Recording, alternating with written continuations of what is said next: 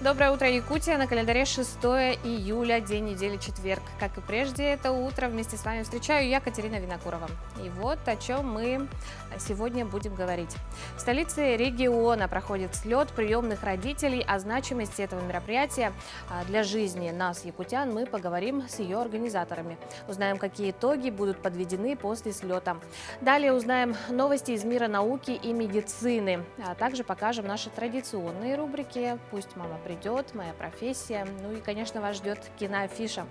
Во втором блоке нас ждут новости из мира, а после в гости в студии, гостей в студии мы ожидаем гимнасток, которые собираются выезжать на очередные сборы и защитить звание мастеров спорта. И как уже было сказано еще вчера, сегодня мы разыграем для вас, дорогие телезрители, 2 пригласительных билета в кинотеатр «Центральный». Основные условия, конечно же, будут выложены в наш телеграм-канал «Утро Якутии».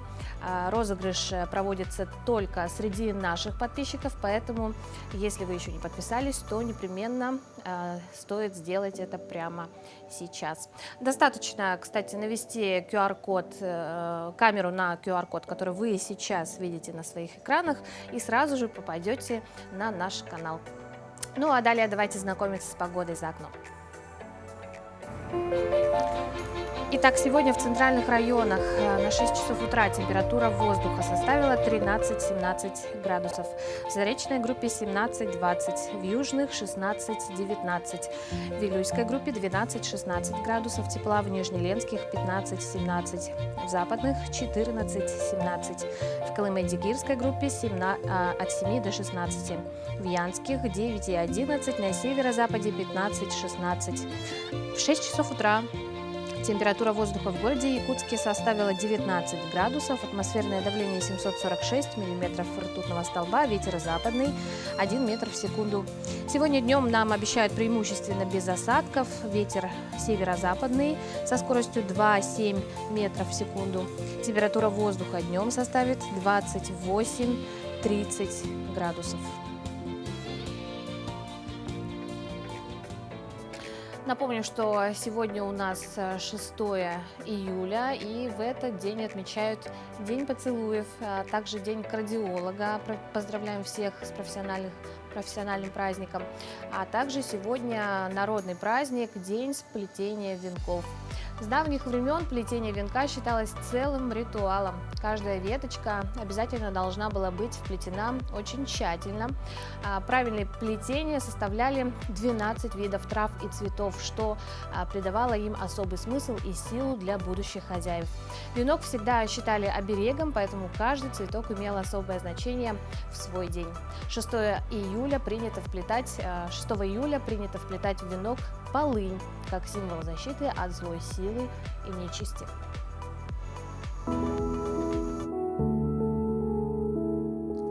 Шестого июля – Всемирный день поцелуя. Сегодня также день рождения Далай-ламы. Это буддийский праздник. Нынешний 14-й Далай-лама родился в 1935 году. По народному календарю дождливый день 6 июля предвещает неурожай и сулит еще 5 дней сырой погоды.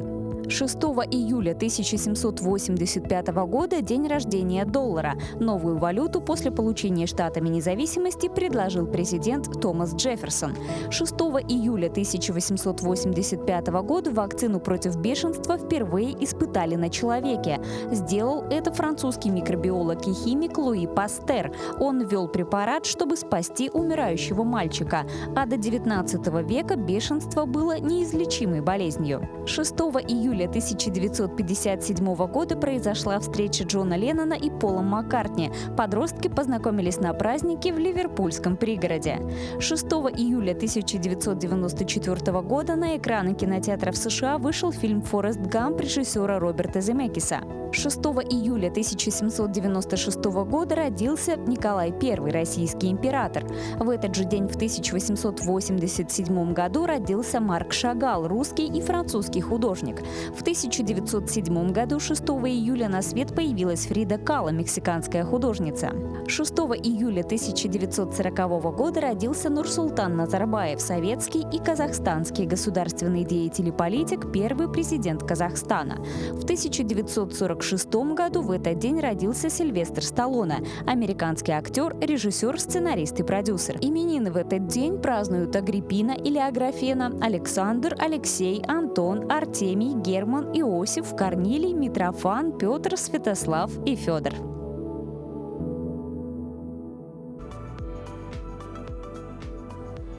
А в эти дни в Якутске проходит 7-й республиканский слет приемных родителей, специалистов Центров содействия семейному воспитанию и органов опеки и попечительства республики «Будем вместе». Слет в этом году впервые поддержан грантами Фонда президентских грантов и главы Республики Саха-Якутия. Благодаря грантовой поддержке в нем принимают участие около 53 приемных родителей из 22 регионов республики. И сегодня у нас в гостях участники организации этого слета. Это Андросова Ольга Михайловна, исполнительный директор Международного детского фонда «Дети Саха-Азия», и Ольга Гменовна Лим, председатель Хабаровской краевой общественной организации «Чужих детей не бывает». Доброе утро, уважаемые гости. Доброе утро. Наверное, вопрос сначала к Ольге Михайловне. Да? Как вообще у нас в регионе обстоят дела с поддержкой приемных семей? Ну, у нас поддержка очень значительная. Вот в последние годы, в последние 2 года особенно увеличилась. Произошла индексация вознаграждения, и в прошлом году по заданию главы республики вознаграждение увеличилось в 2 раза приемному родителю. Ага. А сколько вот таких семей в Якутии? У нас 236 семей сейчас на данный момент. Ага. Ольга, а как у вас в регионе обстоят дела с этим вопросом? Ну, наш регион, он до недавнего времени, в принципе, по Дальнему Востоку был лидером в этом вопросе. У нас очень хорошо выстроена система поддержки приемных семей, у нас большое количество приемных семей было. Вот, но в последние годы мы видим тенденцию ухудшения ситуации, у нас там замедленность немножко семейного устройства, и растут возвраты приемных детей, поэтому сейчас мы проводим такие интенсивные мероприятия для того, чтобы эту поддержку увеличить, усилить. Но как вы думаете, да, вот в чем значимость подобных мероприятий, да, таких слетов, да, и что вы для себя вообще отметили вот за первый день прошедший? Мне очень понравилась вообще обстановка, атмосфера такая, да, принятие такой доброжелательности. Это очень важное мероприятие для всех приемных родителей, особенно для тех, которые находятся где-то не в столичном центре, не в региональном центре. Да. Для них вот такая поездка, это, можно сказать, что профилактика выгорания. Они приезжают, они общаются, они обмениваются информацией, советуют друг друга, поддерживают друг друга. Это играет огромную роль в их работе. Ольга Михайловна, ну также среди приезжих гостей, вот кого можете назвать, да? Приезжих гостей и участников слета? Участников. Ну, у нас, вот как вы сказали, 53 приемных родителя, а вообще участников у нас было почти 140. Это же были специалисты еще центров содействия семейному развитию и органов опеки и попечительства. Отметить, ну, как трудно сейчас кого-то выделить, да, но радует вот активность всех. И хочу отметить, наверное, наших партнеров, которые организовали для них мероприятия, тренинги. Это Республиканский центр содействия семейному воспитанию и Республиканский реабилитационный центр для несовершеннолетних. Вот. Поэтому вот их помощь вот в проведении таких, ну, семинаров, там, тренингов, каких-то обсуждений, она была очень полезна. И также начальника опеки города Якутска, которая ознакомила с новшествами в законодательстве, и как семинар для специалистов из районов вот, по опеке. А что вот в свою очередь Якутия может перенять, да? У Хабаровского края, Хабаровского конечно. края, Вот мы не к примеру. зря... Ну, и встречный вопрос будет Ольги, да? Да, вот, но не зря вот я пригласила Ольгу сюда, на этот, чтобы она поделилась своим опытом. Опыт это один из лучших, я считаю, что в России у нас по такому объединению приемных родителей, по клубной работе, там, по поддержке замещающих родителей, по их активизации инициативы, чтобы они сами включались в это и не сидели, и не ждали помощи откуда-то со стороны. Да, я думаю, что вот у нас очень хороший опыт накопился. Наша организация вообще, она 10 лет работает, и она появилась из сообщества приемных родителей. То есть я сама приемная мама, и мы объединились с приемными родителями, и настолько мы смогли, да, объединившись, зажечься вот какой-то такой единой целью, да, что в процессе мы смогли и законодательство изменить, и друг другу помочь, и выстроить целую систему поддержки, да, семей. И в результате у нас появилась такая большая своя некоммерческая организация, которая сейчас помогает не только своему региону, еще и близлежащим регионам. Поэтому приемные родители – это такие люди, не знаю, двигатели прогресса, да, которых просто нужно немножечко иногда поддержать, как-то вот объединить, и они готовы сделать все, что угодно, да. Ну что сегодня вот по программе, да, ожидается, что на повестке дня? У нас сегодня второй день, это научно-практическая конференция. Это будет работа по секциям, приемные родители будут выступать со своими опытом работы, презентовать. И специалисты, у них отдельная секция, они тоже также будут выступать со своими докладами, выступлениями, опытом работы. По итогам выйдет сборник этих работ. Вот. Поэтому потом получат эти в печатном виде и останется. Это очень полезно для специалистов, в первую очередь для их аттестации. Как бы они получают опыт, такой обмениваются опытом какими-то практической работы, да, которая применима у нас в регионе. Ольга Михайловна, Ольга, спасибо за участие в нашем эфире. Очень надеемся на плодотворную работу и сотрудничество. Спасибо за такое важное мероприятие. Спасибо. Ну, а далее мы прервемся ненадолго, после чего вас ждет розыгрыш от кинотеатра «Центральный». Поэтому оставайтесь с нами, не переключайтесь.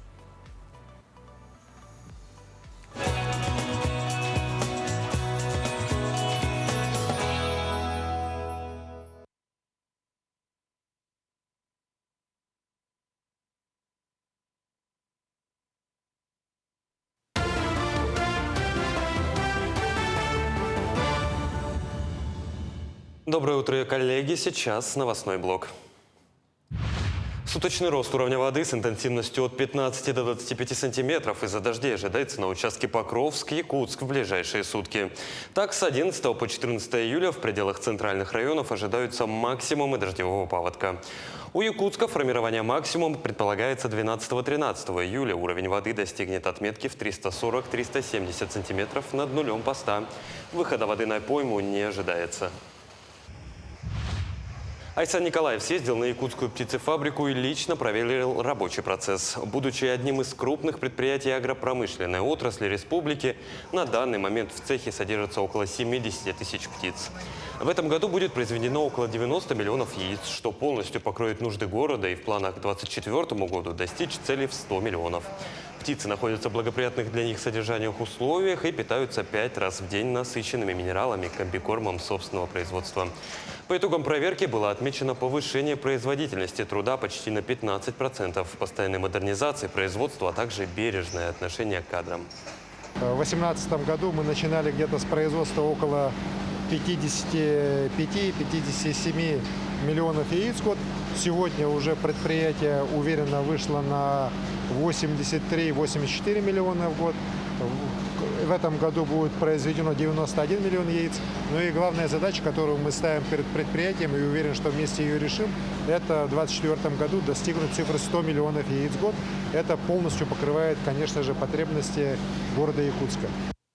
Получать икру из сибирского осетра, не лишая его жизни, теперь смогут работники Чернышевского рыбоводного завода. Сотрудники обучались на Конаковском рыбзаводе, а практиковались под руководством Сергея Борисовича Подушка. Именно он разработал методику прижизненного получения икры, которую используют на производстве. Так, сначала весной осетрам делают УЗИ, проверяют степень созревания икры и молок. Если они развиты, рыбу отсаживают в отдельные бассейны для выдерживания.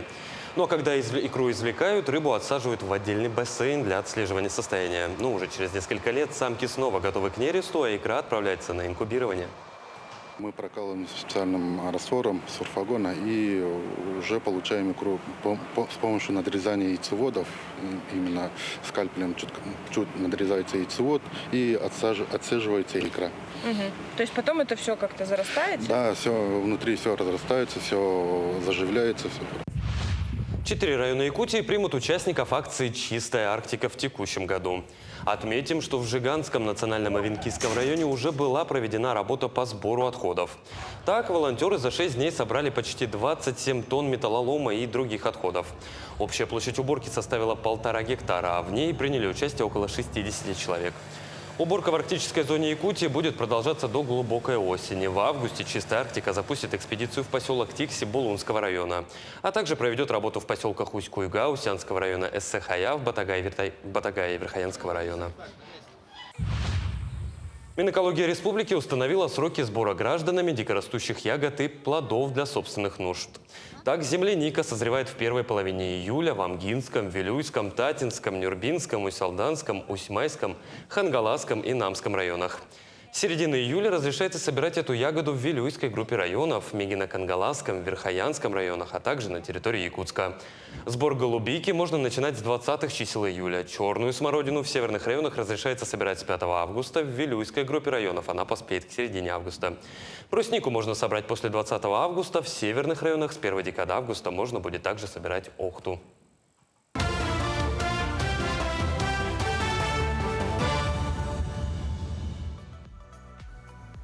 Ну что, и настало самое приятное время для розыгрыша пригласительного в кинотеатр «Центральный». Сегодня мы разыгрываем для вас 2 билета, 1 билет на 1 персону. То есть 1 человек отвечает нам на вопрос и выигрывает 2 билета, получается, на 2 человека. Одним из основных условий нашего розыгрыша вы обязательно должны быть подписаны на наш телеграм-канал «Утро Якутии».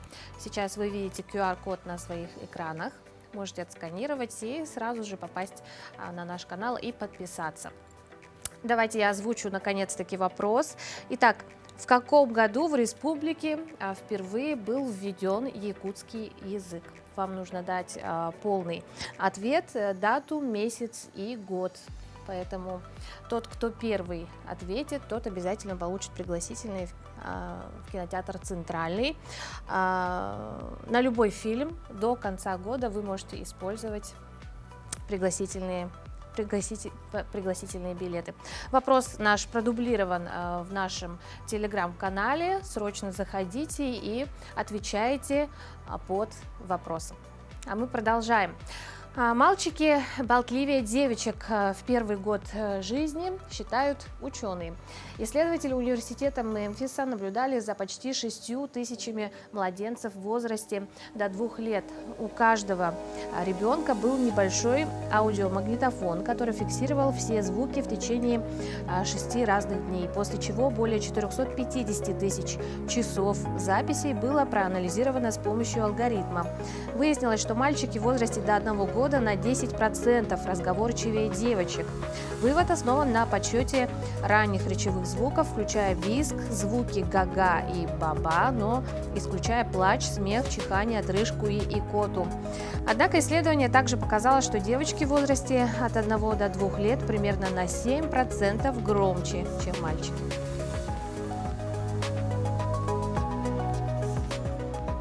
А британские ученые рассказали, как избавиться от чувства падения во время сна. Я думаю, всем нам это знакомо. Эти ощущения могут нас пугать, вызывать нарушение процесса засыпания. А это чревато недосыпом. Так, чувство падения в начальных фазах сна испытывают многие. Обычно эти ощущения сопровождаются подергиванием в ногах и руках. Чтобы избежать таких спазмов, специалисты рекомендуют отказаться от кофе и алкоголя перед сном. Также они советуют расслабляться непосредственно перед засыпанием, прогонять негативные мысли и заполнять мозг приятными образами. Неприятные ощущения также могут вызывать поздние тренировки. Их рекомендуется заканчивать хотя бы за 2-3 часа до сна. А особенно интенсивные упражнения переносить на первую половину дня. Для лучшего засыпания необходимо также обеспечить в комнате темноту, прохладу и тишину.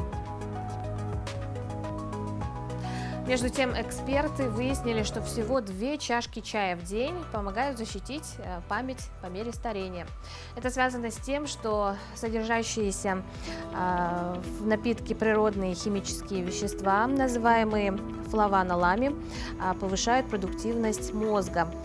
Эффект одинаков, независимо от того, пить черный или белый чай. Флавонолы – антиоксиданты, содержащиеся во многих овощах, фруктах, таких как яблоки, ягоды, а также содержатся они в чае и вине. В течение 3 лет эксперты изучали, как эти вещества влияют на память. В исследовании было задействовано более 3,5 здоровых людей старше 60 лет.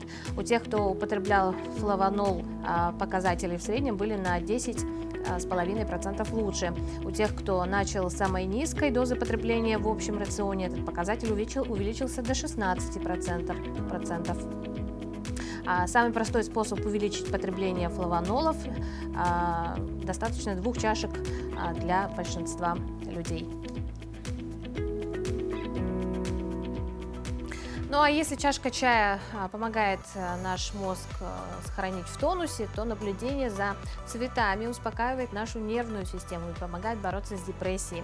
Сегодня в рубрике «Моя профессия» мы расскажем о флористе. Всем доброе утро, меня зовут Алена, я флорист цветочной мастерской Joy. Я работаю здесь уже с 2020 года.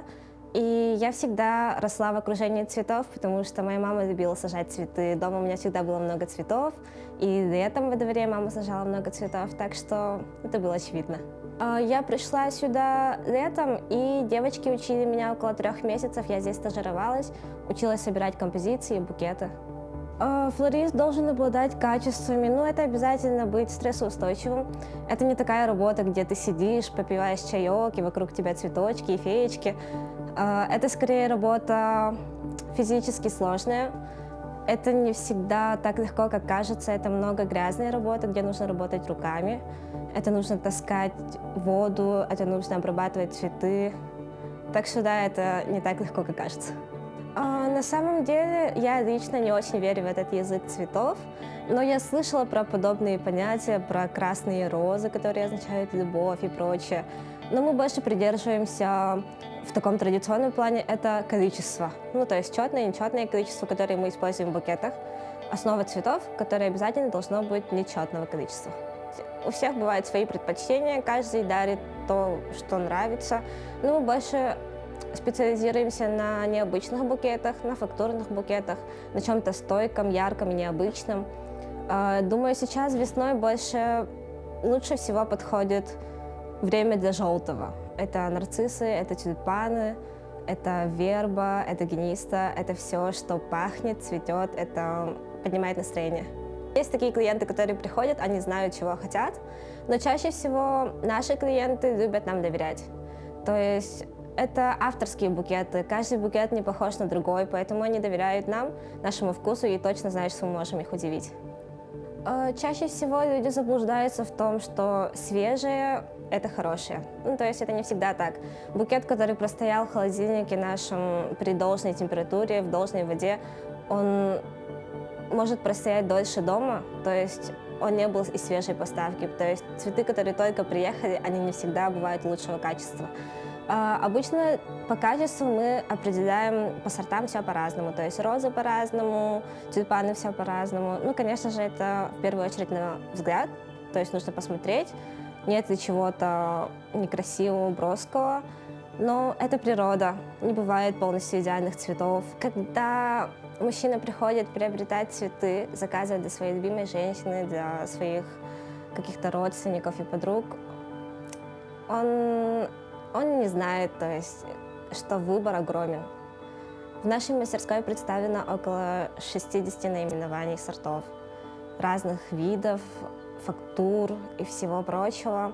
Поэтому чаще всего они доверяют нам, то есть иногда мы знаем, что нужно. Лучше всего фактурный букет, где много веток. Ну, то есть весна — это всегда о новом цветении, о новом начинании, поэтому мы используем много деталей, где много всяких интересных вещей, на которые можно долго смотреть. Они по-разному себя проявляют, когда стоят у вас дома в вазе, раскрываются, меняют цвета. Поэтому, думаю, лучше всего использовать сейчас интересные букеты, использовать много деталей. И это не всегда с упаковкой. Чаще всего мы используем упаковку только для защиты цветов. Ну а далее нас ждет постоянная рубрика «Пусть мама придет». 13-летний Кирилл живет в одном из центров помощи детям, оставшимся без попечения родителей. Он многое умеет, стремится познавать и учиться новому. У него очень много планов, и мы надеемся, что в обретенной семье все его мечты обязательно исполнятся. Познакомьтесь, Кирилл. В свои 13 лет он уже учится делать лезвие ножей в столярной мастерской. Сперва мы берем сталь 10, примерно вот такой толщины. Вот, и засовываем ее в печку до красна, чтобы она нагрелась. Потом мы вытаскиваем, ложим ее на наковальню и специальным молотком подбиваем, чтобы она вот такой формы стала. Кирилл, вот мы узнали о твоем увлечении в столярной мастерской. Да? А расскажи нам еще, чем ты увлекаешься помимо того, что мы видели. До этого я ходил в Сан-Тату, там по дереву надо работать тоже. Вот. Играю обычно дома. На улицу выхожу гулять. Ну, в компьютерный хожу. Ну и, в принципе, все. Кирилл, а расскажи о твоей учебе в школе, какие у тебя там есть сложности или, может, успехи? Ну, так, по математике и по английскому не так уж. А так все нормально. Кирилл принимает активное участие в конкурсах и фестивалях. Күн ота сыпсылас, кёхала, ып-ырас, үчігей, барыта, үчігей. Догору мичердир, жолом эн баргындир, үчігей, барыта, үчігей. Кирилл всесторонне развит. Он не только приобщается к якутской культуре, но и ведет здоровый образ жизни, каждый день занимаясь в спортивном зале.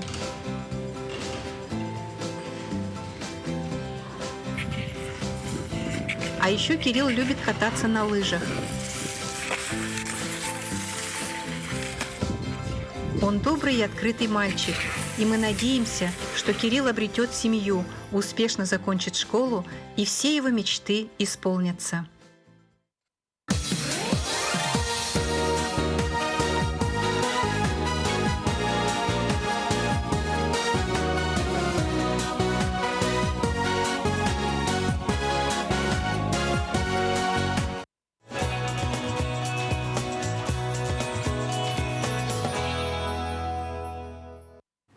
А теперь давайте знакомиться с мировыми новостями. Археологи обнаружили 4000-летний Стоунхендж в Нидерландах.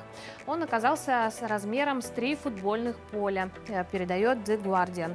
Как они сообщают, находка включает в себя курган, служивший солнечным календарем. Свою находку исследователи назвали Стоунхенджем Нидерландов. Внутри ученые обнаружили останки около 60 мужчин, женщин и детей. Раскопки в так называемом святилище под открытым небом начались еще в 2017 году в небольшой деревне, расположенной в 50 километрах к юго-востоку от Утрехта. Изучая различия в составе и цвете глины, ученые нашли 3 кургана, находящихся в нескольких милях от берегов реки Ваал. Диаметр самого большого из них 20 метров.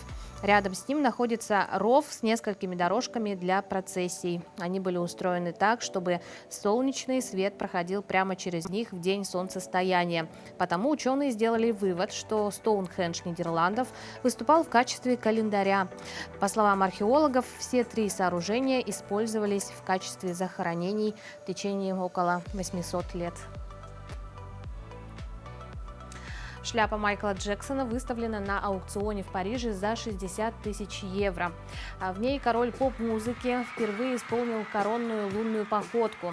Аукцион состоится 26 сентября. Торги проведет аукционный дом Lemon Auction при поддержке компании Art Patches, специализирующейся на продаже уникальных музыкальных инструментов и прочих артефактов мира музыки. Об этом сообщает France 24. Предварительно лот оценили в диапазоне от 60 тысяч евро до 100 тысяч. Это 5,5 миллионов долларов до 9 миллионов рублей. Помимо шляпы, на том же аукционе с молотка пустят порядка 200 лотов, так или иначе связанных с музыкой. Это различные афиши, билеты, музыкальные инструменты, а также золотой диск Мадонны, костюм автора множества песен Депеш Мод, гитариста и клавишника Мартина Гора, виниловые пластинки группы Rolling Stone и многое другое. Полный каталог будет опубликован на сайте Lemon Auction 4 июля. Вследствие цветения зеленых водорослей хламида монада, снежная, которые встречаются на горных хребтах по всему миру, снег на вершинах в штате Юта окрасился в оттенки красного, розового и оранжевого. А по словам экспертов, такое явление называется арбузным снегом. Зимой водоросли впадают в спячку, а весной, когда солнце начинает светить дольше и ярче, они активно размножаются, постепенно поднимаясь из толщи снега на поверхность. Водоросли производят пигмент, который затемняет их клетки и действует как защита от ультрафиолета, поясняют ученые. Красный цвет позволяет этому микроскопическому растению лучше притягивать солнечный свет и, как следствие, растапливать вокруг себя воду. Именно в таких условиях в холодной воде до плюс 4 градусов снежная хламида монада прекрасно себя чувствует. При контакте с воздухом водоросли также начинают испускать едва уловимый аромат, который очень похож на арбузный. А специалисты из университетов 3 стран, это Канада, Франция и США, а также Израиля, выяснили, чем занимается среднестатистический человек. Они опросили представителей 58 стран, включая детей и подростков, в которых проживает примерно 60% населения. Выяснилось, что среднестатистический человек тратит на сон в среднем более 9 часов в сутки. В этот же показатель включено время, которое человек проводит просто лежа в постели без сна. Если же брать информацию только по взрослым, то во время сна в среднем их время сна составило около 7,5 часов в сутки. Примерно 9 часов из оставшегося времени люди тратят на самих себя. Из них около 6,5 часов тратят на любимые занятия. 2,5 часа из тех же 9 уходит на гигиену, уход за собой и заботу о здоровье своем и своих близких. Кроме опросов, команда ученых использовала в исследовании информацию об экономической активности населения планеты, полученную из онлайн-хранилища статистических данных Международной организации труда и банков данных по таким странам, как Канада, Китай, Япония и Россия. В подборку вошла информация по 139 странам. Ученые брали в расчет данные не только о работе, но и о домашних делах. Выяснилось, что примерно 3-4 часа в день у населения уходит на физические изменения своего окружения. Это приготовление еды, поход в магазин, работа на приусадебном участке, строительство, уборка, вынос мусора. Удалось выявить и различия, которые обусловлены доходом населения в бедных и богатых странах. Так, люди из первых государств тратят много времени на сельское хозяйство. Существуют большие культурные различия в такой деятельности, как, например, приготовление пищи. В одних странах еду готовят полчаса, в других – 1,5. А вот по такому показателю, как перемещение с места на место, все люди на планете тратят сравнительно одинаковое количество времени. Это 2 часа.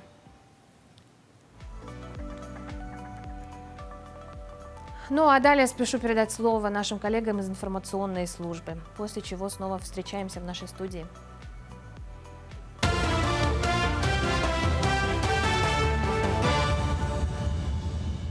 Доброе утро, коллеги. Сейчас новостной блок.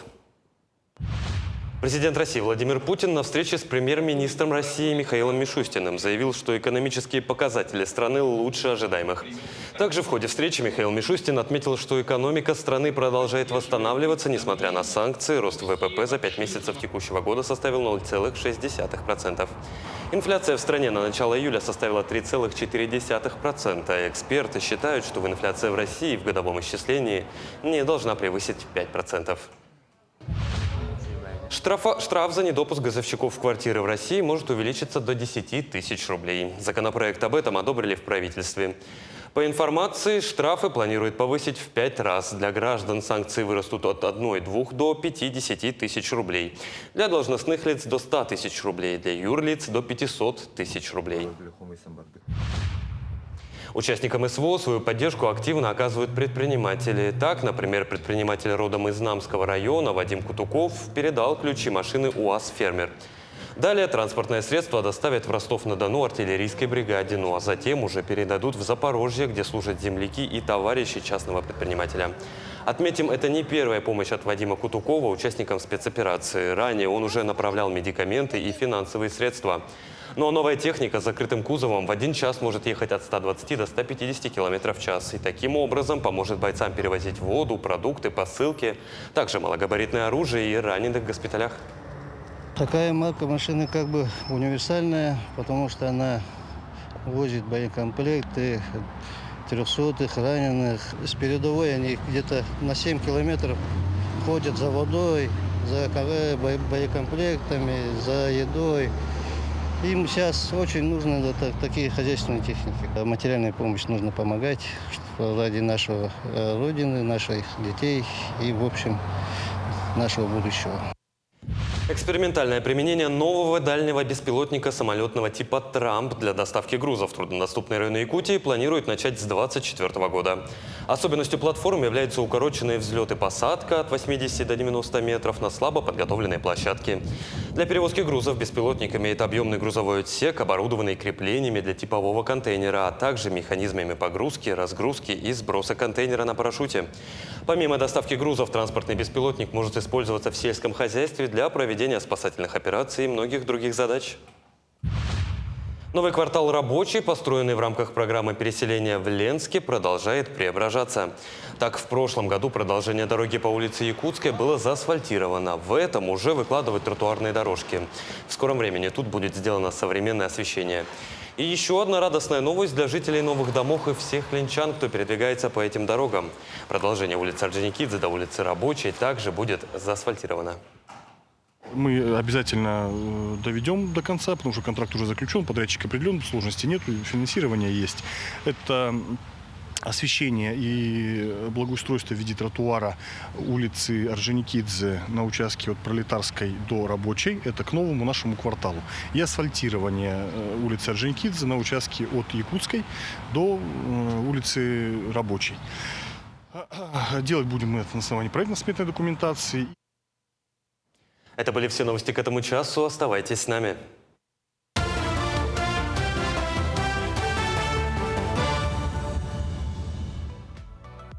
Спасибо, Петр. Мы продолжаем. И у нас для вас не менее интересные новости. Уже завтра представительницы сборной по художественной гимнастике из Якутии вылетят в Ульяновск, где продолжат свой тренировочный процесс. Там же девочки пройдут подготовку к выполнению нормативов на мастера спорта. Стоит отметить, что Федерация гимнастики уже не первый год сотрудничает с тренировочной базой в Ульяновске, которая считается одной из лучших в стране. О том, как будут идти тренировки, подготовка, какие цели ставят перед собой девушки, узнаем сейчас. У нас в гостях члены сборной команды Якутии по художественной гимнастике. Это Арина Алексеева, Даша Магначевская и Аэлита Ершова. Доброе утро, девушки. Доброе утро. Завтра, как уже было сказано, да, вы вылетаете в Ульяновск, да? Да. Как вообще обычно проходят там тренировки? В который раз вы туда уже едете, да? Да. Наша тренировка начинается, как и у всех профессиональных спортсменов, с разминки. Ну а также, так как художественная гимнастика к нам пришла из балета, мы можем делать хореографию на разминку. Затем мы обычно берем предмет и начинаем гонять прогоны с нашим тренером. Так. В который раз уже туда летите, получается? Ну, с 21 года. С августа, да.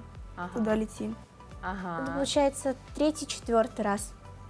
Где-то так. Вот самое сложное в подготовке к соревнованиям, что для вас? Ну, самое сложное при подготовке к соревнованиям, это, конечно же, следить за питанием, так как на соревнованиях мы должны выглядеть прилично.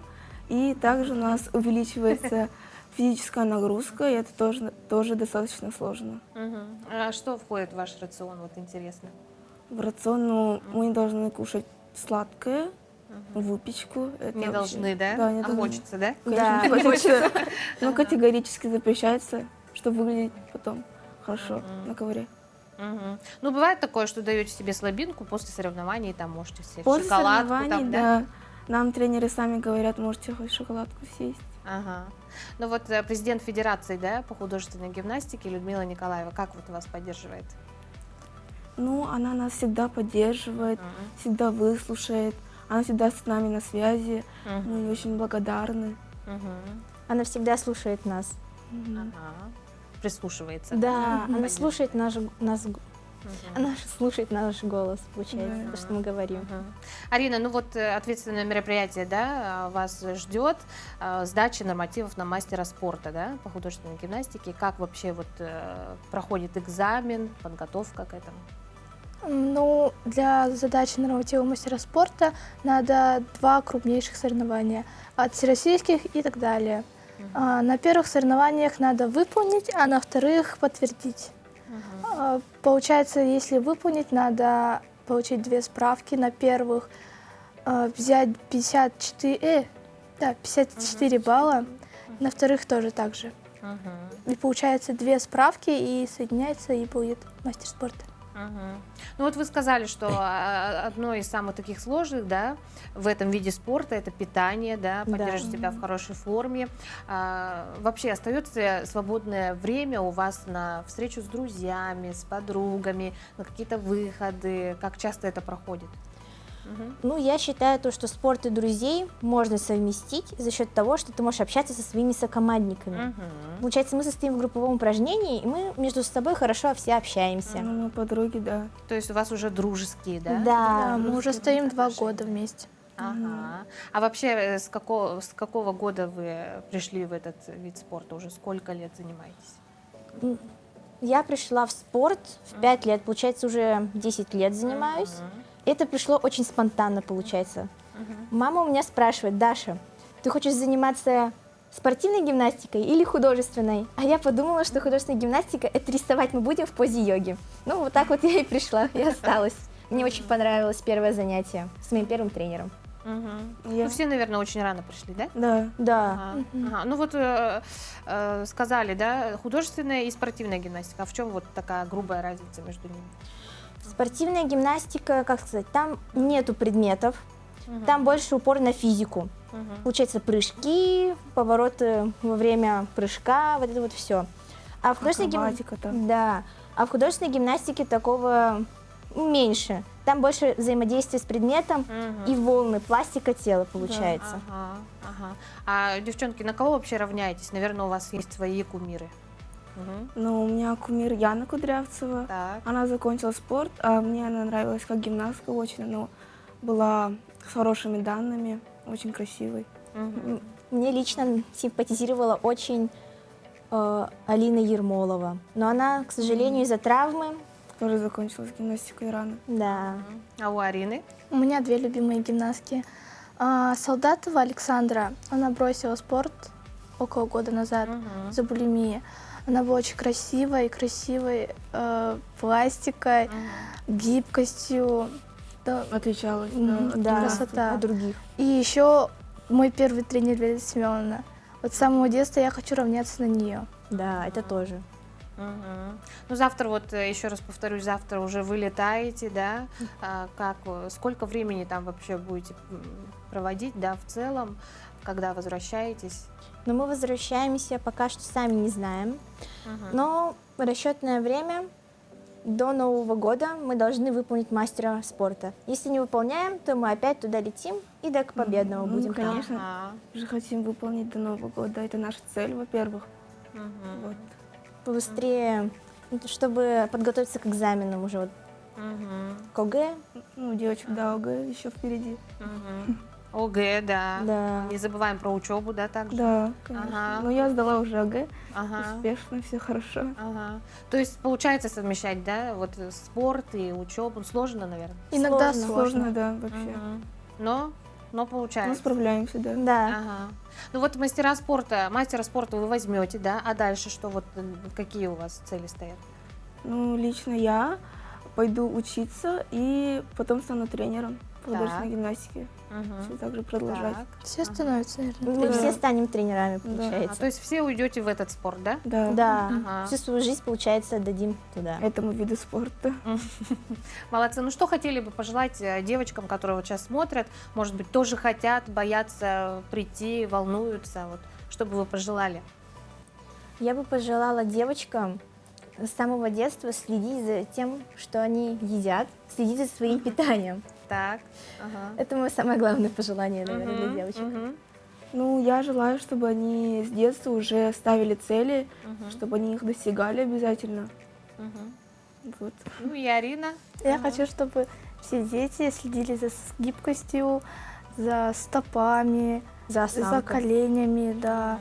И шпагат, чтобы был хороший, гибкость. С самого детства. Да. Были аккуратными, да, не травмировались. Да. Действительно, очень красивый спорт. Вы, девочки, тоже очень красивые. Я, конечно, желаю вам успехов добиться. Спасибо, да? вы тоже очень красивые. Спасибо большое. Удачи и успехов в Ульяновске. Ну и ждем вас уже с новыми званиями, да, так сказать. Ну а далее мы ознакомим вас с кинопремьерами от кинотеатра «Центральный». Что сегодня нас ждет в кинотеатре, узнаем далее, после чего узнаем о результатах нашего розыгрыша. Так что оставайтесь с нами.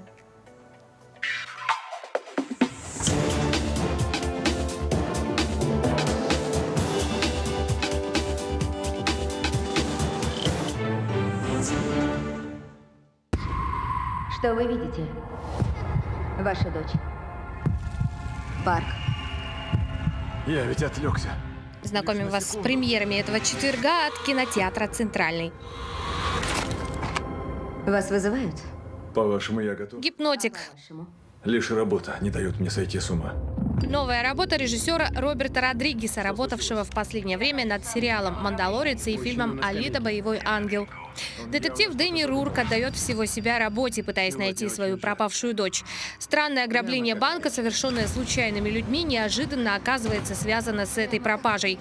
Организатором преступления становится таинственный человек-гипнотик, умеющий моментально гипнотизировать людей и заставляющий их подчиняться его приказам. Заручившись поддержкой девушки, сообщившей об ограблении и явно владеющей некоторой информацией о происходящем, Дэнни пытается поймать гипнотика и понять, каким образом этот человек связан с его дочерью.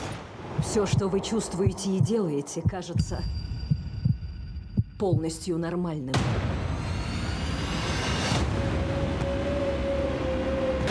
Где же мне найти того, кто достоин носить золотую маску героя? Чарли и фантастическая четверка. Удивительный фантазийный мир, похожий на средневековый Китай и который находится в опасности. По сюжету могущественный темный маг пытается уничтожить древо жизни, что приведет к катастрофе. Ему противостоят 5 супергероев, получающих свои силы от волшебных золотых масок.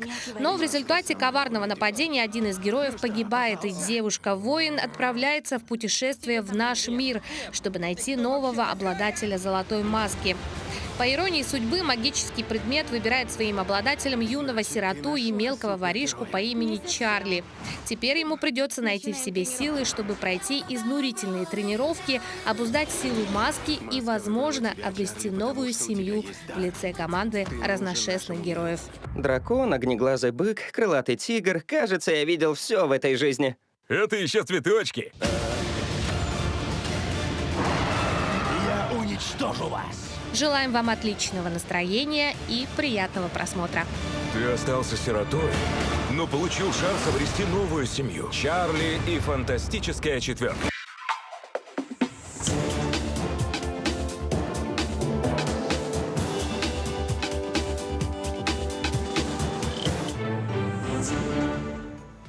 Что ж, действительно, очень стоящие фильмы. Я думаю, есть что посмотреть. И помимо этих кинопремьер также идут и прошлые премьеры, да, очень много фильмов, большой репертуар, поэтому есть повод сходить в кино. Ну и, наконец, к самому приятному. Готова объявить результаты розыгрыша. В начале эфира мы объявили вопрос. Вопрос звучал следующий.